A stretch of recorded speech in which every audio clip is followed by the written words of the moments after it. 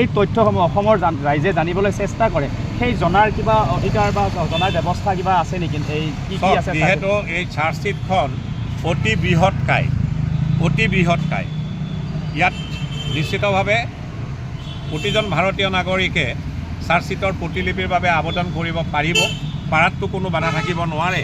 খালি বিধান আছে, যি বিধানৰ জৰিয়তে এই চাৰ্জশ্বিটৰ কপি ব্যক্তিয়ে বিচাৰিলে তেওঁক দিব পৰা যায় নে নাযায় তাৰ প্ৰতিলিপি এই বিধানত লিপিবদ্ধ আকাৰত আছে। Guwahati High Court criminal rules and order তাত লিপিবদ্ধ আকাৰত আছে যে এজন ব্যক্তি তেওঁ যদি এই গোচৰটোৰ লগত কোনো সম্পৰ্কই নাই তেনেহ'লে তেওঁক কপি দিয়াৰ পৰা যি জুডিচিয়েল অফিচাৰৰ এখতিয়াৰৰ ভিতৰত এই কপি দিয়াৰ দায়িত্বটো আছে বা তেওঁ তাৰ তত্ত্বাৱধান কৰে।